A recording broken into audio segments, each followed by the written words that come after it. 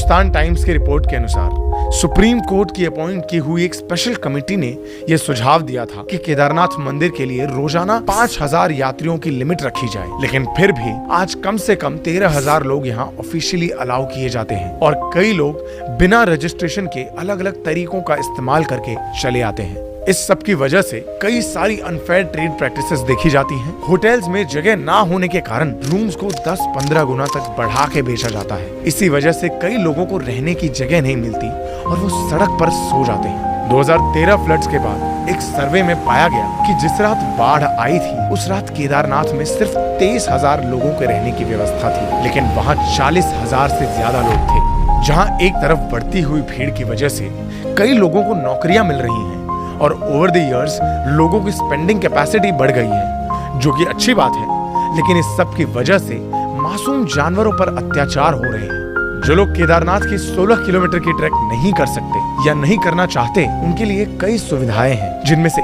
एक है खच्चर पर सवारी करना। गवर्नमेंट मैंडेट के अनुसार किसी भी खच्चर को दिन के 2 से ज्यादा राउंड्स नहीं लगवाए जा सकते, लेकिन लालच में आकर इनके मालिक इन्हें 4 से 5 राउंड्स भी लगवाते हैं। जब ये जानवर थक कर आगे बढ़ने से इनकार कर देते हैं तो इन्हें कोड़े मार मार कर चलवाया जाता है। ज्यादा एनर्जी के लिए इन्हें भारी स्टेरॉइड्स दिए जाते हैं और कई वीडियोस में ऐसा भी देखा गया है कि ये खच्चर रास्ते में ही अपना दम तोड़ देते हैं और जिनके पास खच्चर नहीं होता वो पिट्ठू बनकर अपनी पीठ पर लोगों को सवारी करवाते हैं। 2 पैसे कमाने के लिए अपने शरीर को डेंजरस लिमिट्स तक पुश करते हैं। ये सब ना सिर्फ गैर कानूनी है बल्कि डेंजरस भी। 16 किलोमीटर के बर्फ से भरे खतरनाक ट्रैक पर कभी भी हादसे हो सकते हैं। कोई जानवर थकी हालात में रास्ते से नीचे गिर सकता है, पिट्ठू फिसल कर गिर सकता है और किसी की भी मौत हो सकती है। और इस सब को ठीक करने के जितने तरीके ढूंढे जाएं, सभी किसी न किसी तरीके से हानिकारक हैं। हेलीकॉप्टर सर्विस और इंफ्रास्ट्रक्चर डेवलपमेंट जैसी चीजें हिमालय के फ्रेजाइल इकोसिस्टम पर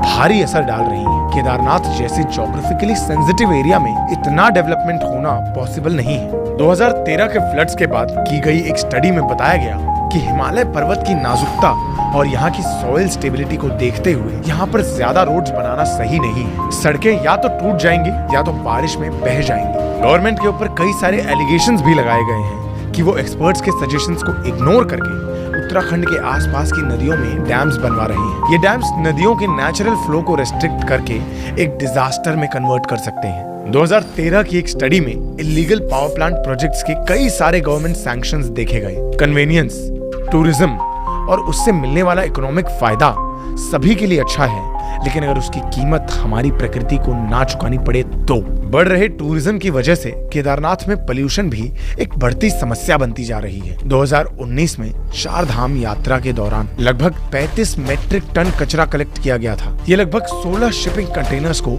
एक साथ स्टैक किया जाए उतना कचरा है। एक्सपर्ट्स का कहना है कि इस पोल्यूशन से बढ़ रहे कार्बन फुटप्रिंट के कारण यहाँ का इकोसिस्टम डैमेज हो रहा है और गर्मी बढ़ रही है, जिस वजह से ग्लेशियर्स जल्दी पिघल रहे हैं। 2013 के फ्लड्स ने हमें ये सिखाया है कि नेचर और ह्यूमन इंटरफेरेंस के बीच बैलेंस कितना जरूरी है। एक्सपर्ट्स का कहना है कि सबकी वजह से हम उस लेवल का ही एक और प्रलय देख सकते हैं और इस बार वो और भी खतरनाक होगा। एनवायरमेंटलिस्ट रवि चोपड़ा कहते हैं कि केदारनाथ एक भयानक अर्थक्वेक प्रोन एरिया में है और केदारनाथ पर जो घाटी है वो सालों से बड़े पत्थरों और बोल्डर्स के गिरने से बना है। एक जमीन का टुकड़ा नहीं है और इसीलिए बिल्कुल भी स्टेबल नहीं है। तो अगर कभी एक बड़ा भूकंप आएगा तो ये बोल्डर्स हिलेंगे, जिससे ऊपर का स्ट्रक्चर पूरी तरह नीचे ढह सकता है। तो आखिर इस सब का सलूशन क्या है?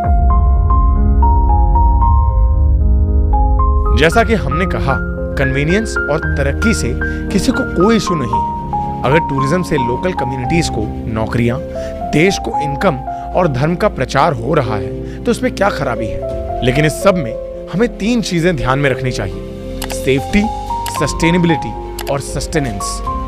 सेफ्टी सबसे ज्यादा जरूरी है। जानवरों पर हो रहे अत्याचार को रोकना, स्ट्रिक्टर एनिमल लॉज और रेगुलर इंस्पेक्शन की खास जरूरत है। यह इंश्योर किया जाना चाहिए कि किसी भी जानवर को उसकी लिमिट से ज्यादा पुश ना किया जाए और उस पर जबरदस्ती ना की जाए।